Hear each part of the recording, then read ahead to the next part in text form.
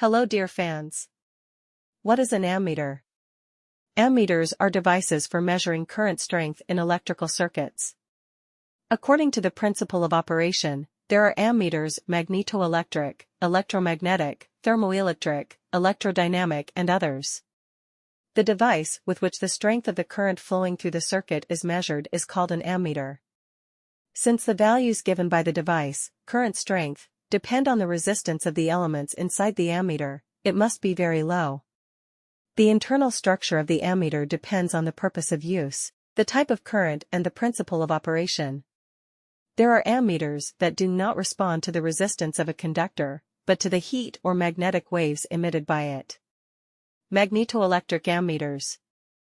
Devices that react to magnetic phenomena, magnetoelectric, are used in order to measure currents of very small values in direct current circuits. There is nothing superfluous inside them, except for a coil, an arrow, connected to it and a scale with divisions. Electromagnetic ammeters. Unlike magnetoelectric, they can also be used for alternating current networks, most often in industrial circuits with a frequency of 50 Hz.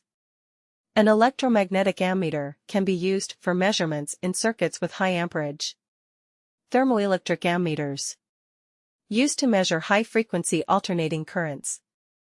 A heating element, high-resistance conductor, with a thermocouple is installed inside the device. Due to the passing current, the conductor heats up, and the thermocouple fixes the value. Due to the heat generated, the frame with the arrow is deflected at a certain angle.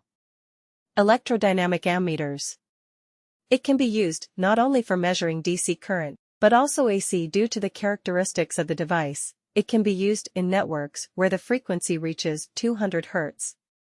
The electrodynamic ammeter is mainly used as a control meter for checking instruments. They react strongly to external magnetic fields and to overloads. Because of this, they are rarely used as meters. Ferrodynamic. Very reliable devices that are highly durable and are little affected by magnetic fields that do not originate in the device. Ammeters of this kind are installed in automatic control systems as recorders. It so happens that the scale of the device is not enough and it is necessary to increase the values that are worth measuring. To achieve this, shunting is used. A high-resistance conductor is connected in parallel with the device. For example, to set the value of the force to 100 amperes, and the device is designed for only 10, then a shunt is connected, whose resistance value is 9 times lower than that of the device. Thanks for watching.